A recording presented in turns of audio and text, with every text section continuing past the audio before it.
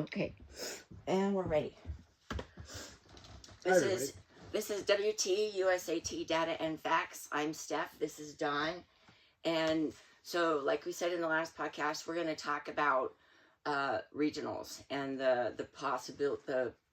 Well, it's not been decided yet, but there's a proposal out there of the 7 regions that USAT wants to propose. And so we're going to talk about. Dawn's done a bunch of analysis on this last few days. So I'm just the assistant. So I'm just gonna ask you the questions, Don, and then I'll just chime in. Oh, this is stuff that we have to rely on you for, but okay. Okay. Like my wonderful art well work done. with the map of well the done. regions. Well done. It's kind of a retarded version of the USA, but I do my best. Yep. All right, okay, question 1. Don, is the USAT 7 regions model well designed? So this is the USAT 7 regions model that was proposed. I will just bring this up to the camera. I'll see if I can get that in a camera shot.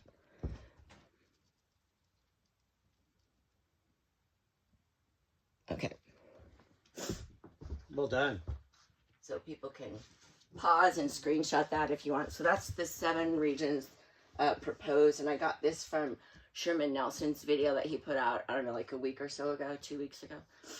And so Don did the analysis about how many athletes per region, per state, how it's being run now. I mean, what does this all mean? Right. You know, there was talk about collaboration, integrity. Yeah, we'll get to that. And we will too. get to that, but okay. So you want to talk about the numbers? You're talking about the numbers. Okay, I'll talk about the numbers. You talk about them. I'm gonna light the cigar. Okay, so there's these 7 regions that are broken out sort of geographically. Right here. Yep. They make sense, and they're summarized up top here. And those red numbers that you see there are the number of black belt competitors during 2024, all the way from the single. Bring this closer so they can. All see. right.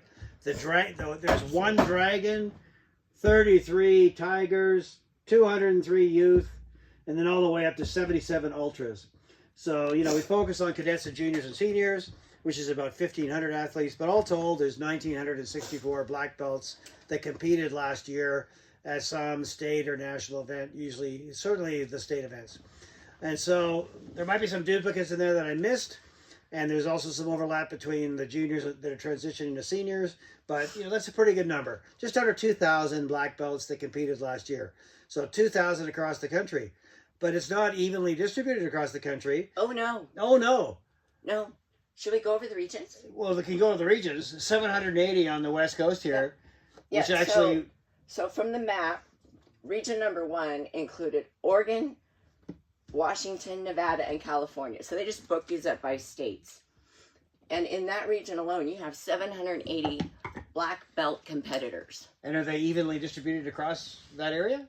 No, they're all San Francisco and lower. Yeah, there's 601 in California. 601.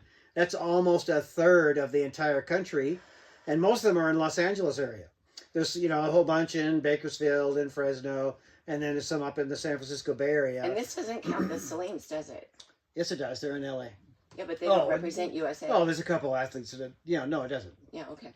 They didn't compete in the USA, so no, it doesn't include them. Okay. Okay. And there's other athletes across the country, too, that don't compete in USAT events, including some of the AAU people, which we're trying to analyze where they are. Let's go into region 2. Sorry, I need to cut you off, but I love you, but you get on a tangent. Region 2 is sort of the... has 117. Let's call it the Rocky Mountains. So that includes Idaho, Montana, North South Dakota, Nebraska, Kansas, Colorado, and Utah.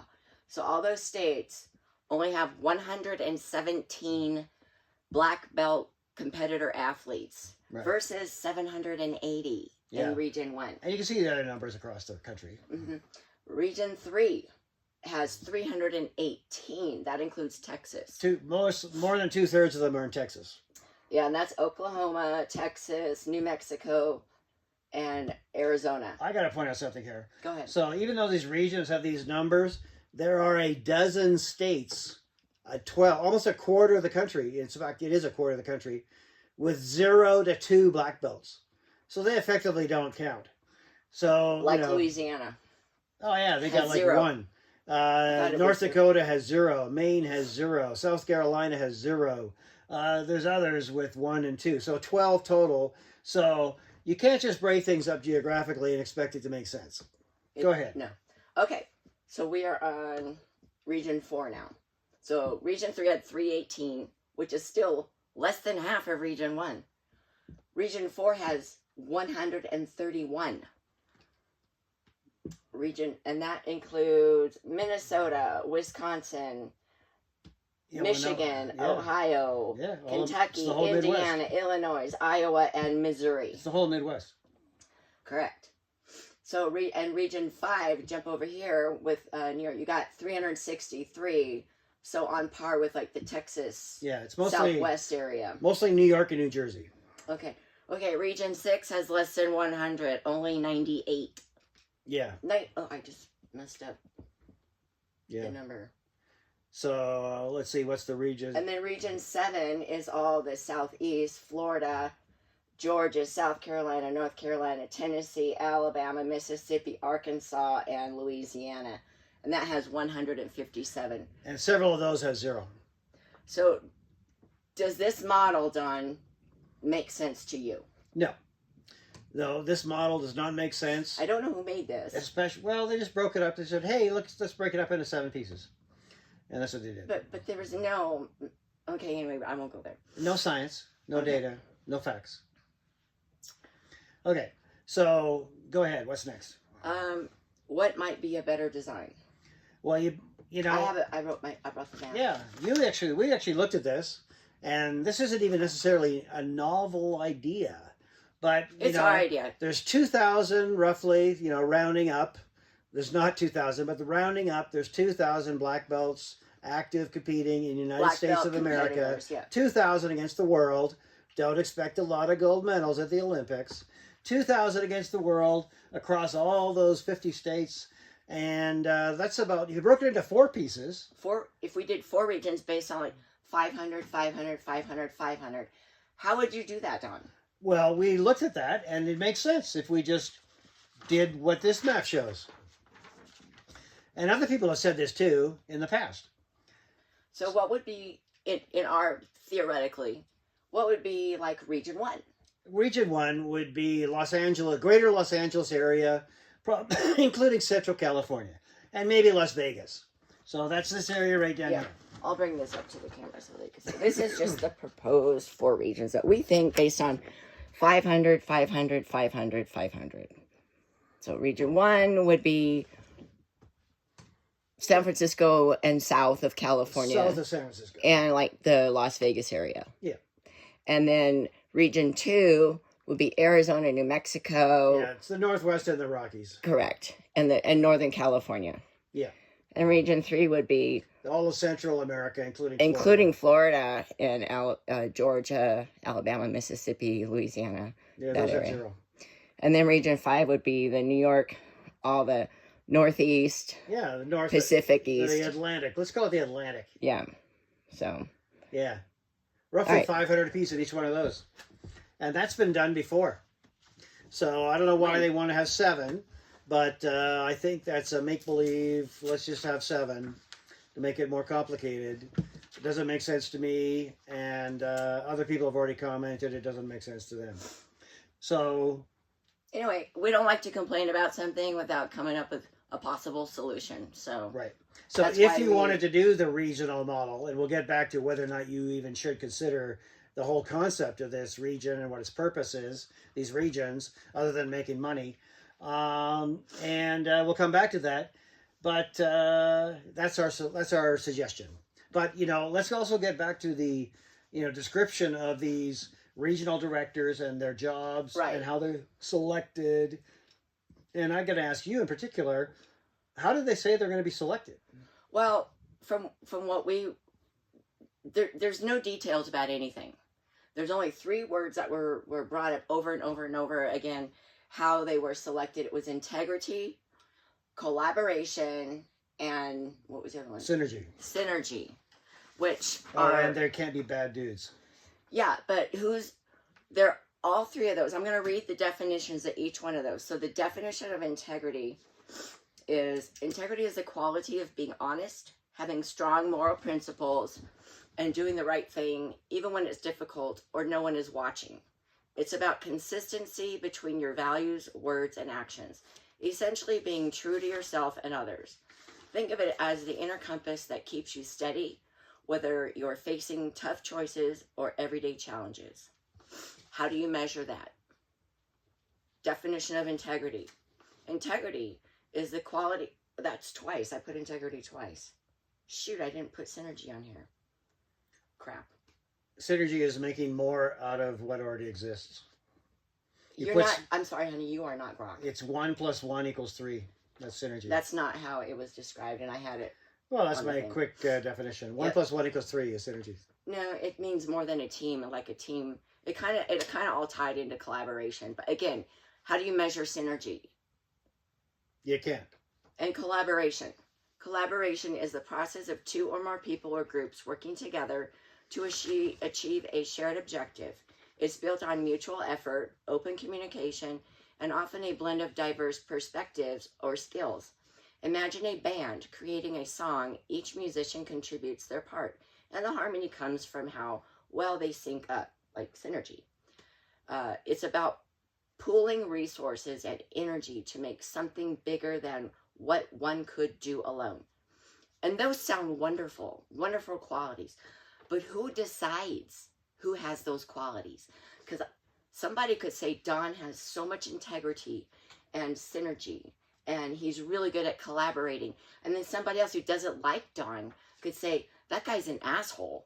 He has no synergy. I have heard that. He has no integrity at all. So that's it. So these are opinionated items that are going to be decided by who? Yeah. And do the secret people that would decide who these regional directors are, do they have integrity or synergy and are good at collaborating? We don't know who they are. If there's going to be a decision made, I think it should be based on facts and statistics and some way of measuring it. And currently the only way of measuring, I think, is how we rank the coaches in the USA. Great lead in. I'd like to add to that. And, I believe the USAT lawyer would agree that I'm an asshole since he said it in our arbitration. In an arbitration. Back in 2019. So that's on tape. Thank you, USAT lawyer. So that's a great lead into about the coaches and an indication of how challenging this can be, because we know top 50 coaches, which doesn't even include all the active coaches, and also I'm going to touch on this aspect of criteria that USAT threw out there, where they're not going to select coaches or organizations who have worked to the detriment of USAT. So that means they've already got a list. Some people say an enemies list. Some people say Cash Patel has a list. We don't think he does, but maybe he does. USAT has come out and said, we have a list of some people we're not going to work with. That doesn't sound like a great start. It's pretty obvious they mean Juan Moreno, Terrence Jennings, and other world-class Olympians like that. And that's obviously that's a non-starter as far as the number of people go. But even if you accept that could happen, let's just look at Region 1 of our proposal right down here. Yeah. The Los Angeles area, on our list of top 50 coaches. Sacramento or San Francisco down. Yeah. Lower, and Las Vegas. Yeah, so Central Valley and Los Angeles, Las Vegas. Oh, I didn't even count Las Vegas, where Givens. Mr. Givens, Coach Givens, resides. Uh-huh. But in the Los Angeles area, 7 of the top 50 coaches in the United States are in Los Angeles, based on how many athletes, how many medals, and all that stuff that they earned. Starting with Gus Villa and his brother Damien in Los Angeles, number 1. But there's also the Smith brothers, the Smith twins, Francis Esposo, Travis and Taylor, Louis Reyes, Jefferson Go, Gurgley Salim, and Victor Chung. There's a cast of characters. There's a cast of cats. You're going to get those guys to work together? you know what? I have to interject here. I mean, Yeah. it's a little tangent that I just accused you of doing. Yeah. But like you said, there's no way that we're going to get coaches all over the USA to work together. It's the culture of America to be competitive. And I mean, if there was an alien invasion, we'd all come together and be best friends. Right. but there's not. So yeah, in the absence of that. But one thing that we can all get behind are the damn athletes. Yes. We love our American athletes, and that is one thing that we should like focus on. And we could still backstab and say all the. You're never going to have synergy. I'm sorry. I love everybody, but you're not going to have synergy in USAT. It's just not. So don't try to pretend that we're going to get that and that everyone's going to agree on who is has the most integrity. These are just la la land wishes. Yeah. Let's be realistic. Let's go by the data. Let's go by facts. I think if you're going to do this regional thing, which we'll get to whether we should even do it, not do it or not do it later. I think it should be voted on by the USAT members. We all pay into a membership. It should be done democratically. Don't you think? Yes. You know, we have a selection. People, apply. There's supposed to be some form that's going to come out, and it would be easier for USAT to manage 4 directors over, the 2,000 competitive athletes and 7. And that what you just said rang a bell for me, because when I look at our local ballot or our state ballot or our federal ballot, that we vote on as part of our republic system, right? There's a description. You can choose who you prefer, and you can vote on that. So perhaps USAT is going to select all this information, and then someone at USAT or a committee at USAT, and committees are always such a great idea, are going to say, all right, well, we like XYZ people over here, and we don't like those guys. And it's just arbitrary in my mind. You could have the USAT membership or a group of them, let's say the coaches or the entire membership, actually vote within whatever regions there are. We all pay for a membership. Why can't we get a vote? Yeah, there you go. They could vote, and then there's the result of, in Region 3, for example, we've got Sang Cha here in the Dallas area. We got Lucas Rodriguez and other people like that down in Florida. We got a whole host of people up here in the Midwest. And other regions, the same thing. Minnesota. I'm not sure they're going to apply, but, there's a lot of different choices. But if we did it democratically and voted on, say 10 coaches that applied for director, whoever won, nobody could bitch about it because it would be a mandate, A mandate? What's that called? What? Democratic mandate? Something like that, yeah. I was looking for another phrase. Popular vote. Yeah, if the popular vote wins, it's a mandate. And so nobody can really complain about that. Right. And I think, and because it would be athletes and coaches and, parents. Even parents if they are a member, the members need a vote. I mean, join up. They're like the citizens of the U.S. in USAT. So right. I think that's how I would do it. That's my opinion, and I'm sticking with it. Okay. So what else have we got on the list? Oh, we got lots of stuff. Okay. We're just getting started. Okay, we are. Okay. All right. We already went over why exclude those who worked so hard for the detriment of USAT. We already went over we already talked about that. Okay. How to create synergy. We did the better, yeah. Yep, better design. How to create synergy collaboration. We did that. Why bother with regions anyway? Don. I like that question. So, to me, the whole idea of regions is to introduce a new layer between states and national. And so you've got this in this model, there'd be states, regions, nationals. It looks just like an unnecessary level of management to me. Well, it's how high schools do it, right? Well, it's like all organizations. They like to create new levels of management. And DOGE, for example, is eliminating levels of management and entire agencies. And perhaps these regions could be a concept that are eliminated just because it's redundant and it's an opportunity to force people to go to new events, raise money, revenue sharing, as it were. And I'm not so sure We it's have a necessary. better idea on how to raise money, like they did at talent ID camps, like they did back. Oh in yeah, we did. So Anyway, instead of regional ideas, what's our goal here? Can I ask you that? What's our goal, Stephanie? we want more gold medals in the Olympics. Exactly. LA 28. More gold medals at the Olympics. LA 28, the CEO of USA Taekwondo, Mr. Steve McNally, told the board of directors at the July meeting last year, I believe it was.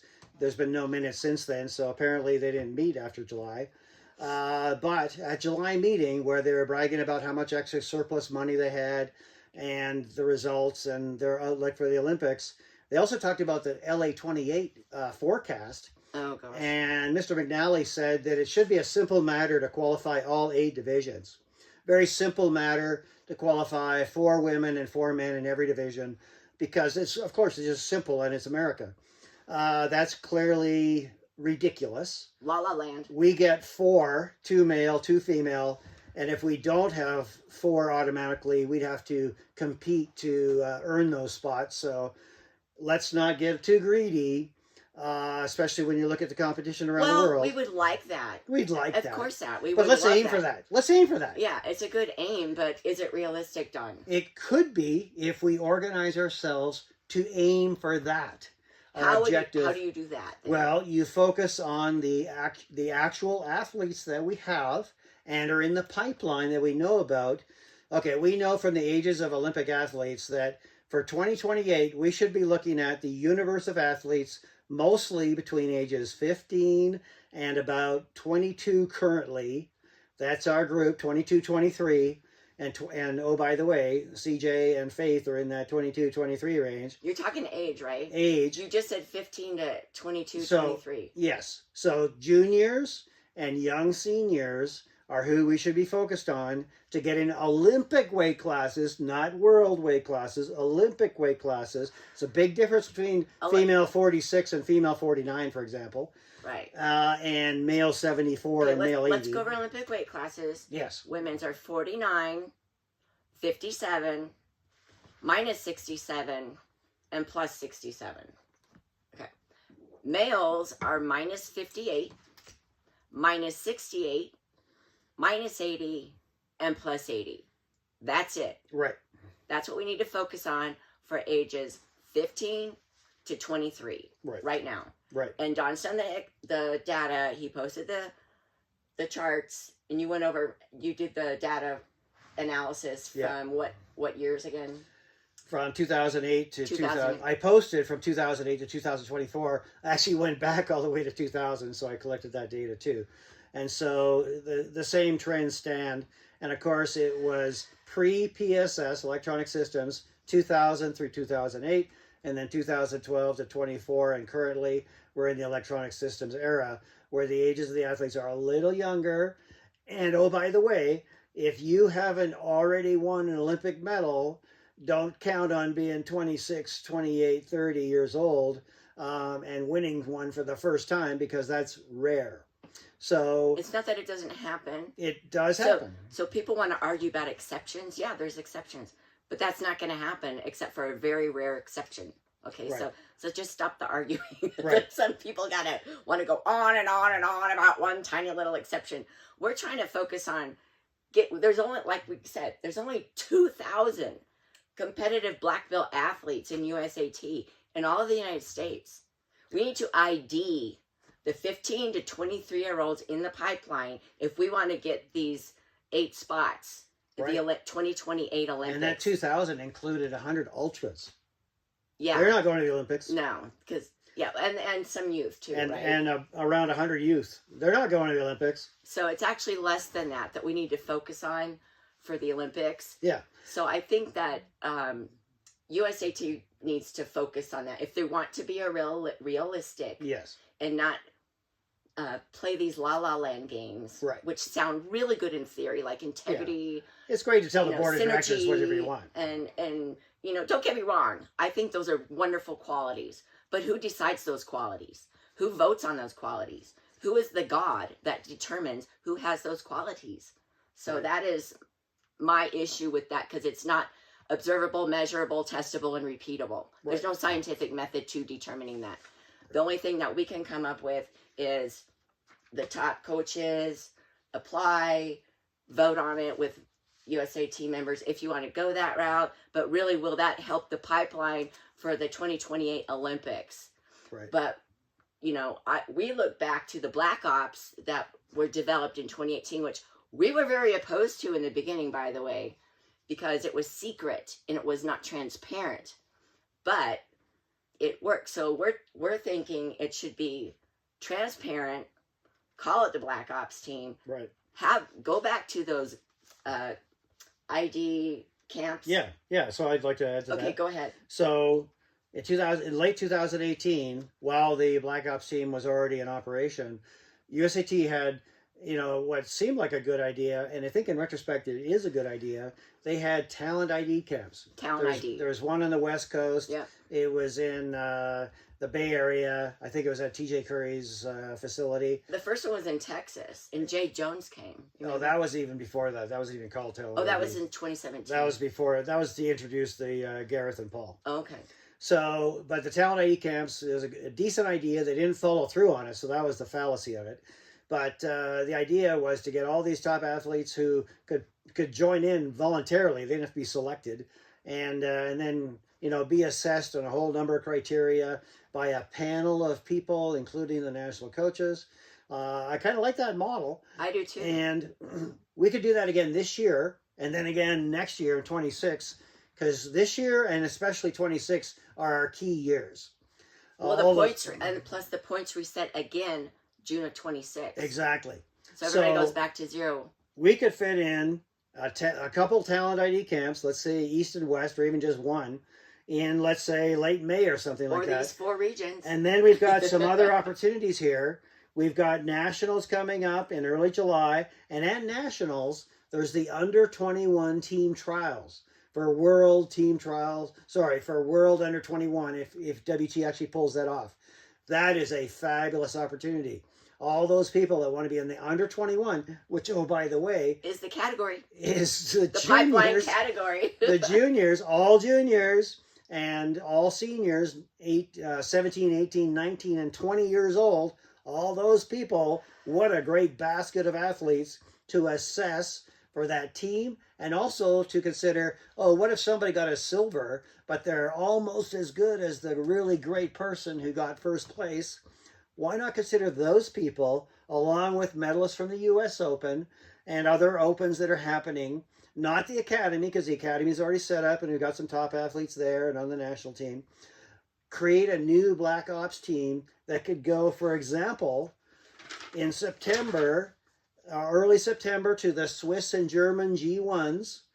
And that's in September, not October, where in October there's a whole bunch of other events in the Balkans, but also Worlds are in late October, so that'd be a distraction for anybody trying to assess anything in October. So September, we could aim to have a team of non-academy, you know, some on the national team, but that's just by coincidence, people that are selected, let's say around a dozen or more, dozen to 15 top athletes. Can I interject here Yes. and propose an idea? Go for it. Because I just thought of this. Okay. We were brainstorming here. We're brainstorming. You got to brainstorm, right? These 4 regions that we're proposing. Instead of regions, what if you did a talent ID camp in each region? Right. To create this team, this Black Ops team that you're talking about. Yeah.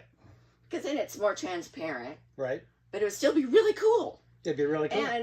And easier to travel to for each region. That's true.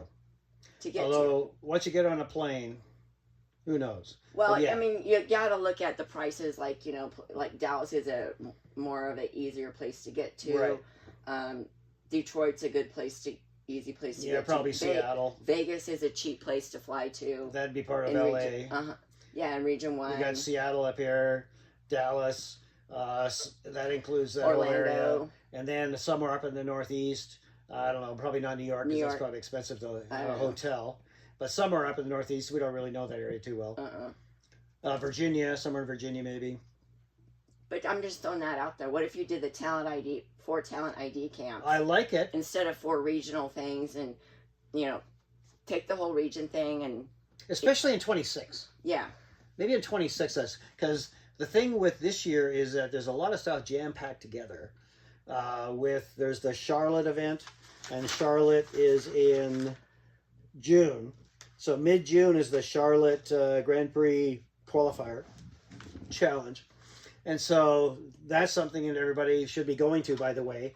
You can also use that in advance of nationals as a selector for possible Black Ops 2 team members. So yeah, I think this is going to work. 26. We got it all set up. We got to figure it out. Everybody, just listen to us. As Grandmaster Yuli says, just hire us to figure everything out for you. So we go by data and facts. And then in 26, do this. Because there's going to be a whole new crop of juniors that'll be turning 17 that qualify for seniors. Yes. Including some of those junior girls that we talked about. And a lot of the 17-year-olds are actually 16 because, like our daughter got screwed with the birthday. Her birthday was December 28th. Right. So when she turned 14, 3 days later, she's a junior fighting 15, 17-year-olds. But that goes both ways. And there's a lot of... That always goes both ways because Xana Zolotic is a November birthday. And, you know, and she cleaned she house. She was winning seniors at 16. Yep. Yeah. Okay. What else we got? Okay, let's find out. All right, let me see what's else on the list. We talked about Black Ops 2 already. We talked about alternative to regionals. Yeah. Oh, there's another... That's it on my list. Oh, okay, well, there's one whole other huge organization that's sort of an elephant in the room. AAU. AAU.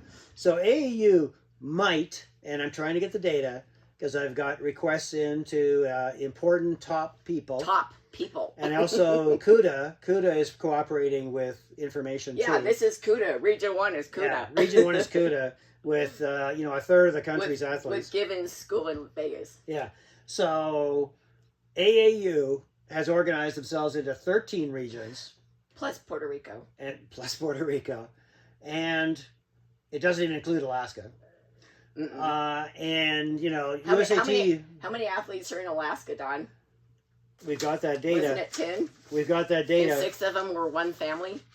Oh, yeah, that's true. Alaska has 13. And 6 of them were in one family. One family. Yeah. So parents right down through the kiddies. Yep. There might have been a grandparent. I don't know. So AAU has a model for how to organize and will organize. They are very organized. A complex series of regions, but that's a lot of regions. Again, we're sort of arguing against that. But you know, we USAT don't know wanted how many black belt competitors they have. don't. So that's what we were asking for. And there might be hidden black belt competitors in AAU that aren't competing in USAT. Right. For whatever reason. So that's another subsample of American athletes that could be tapped. Who knows?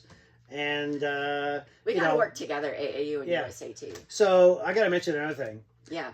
Some of the weight divisions, Olympic weight divisions, are short of athletes.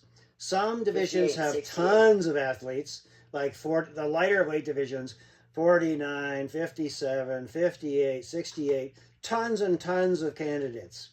And it's also really hard because that's the same all around the world. In our heavier weight classes, if you think about it, we don't have a lot of athletes, and we got to focus on that. CJ in minus 80 sort of stands alone.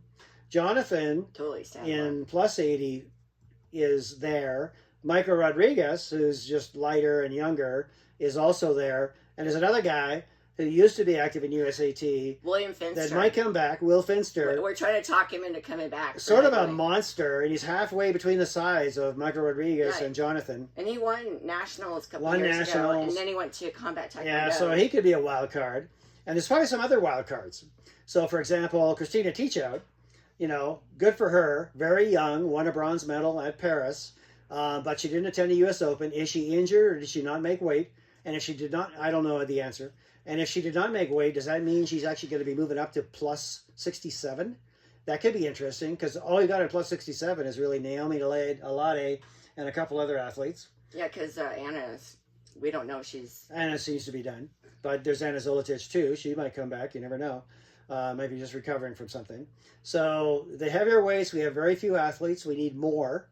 And let's get those big people active in Taekwondo. But we've got a limited amount of time for 28.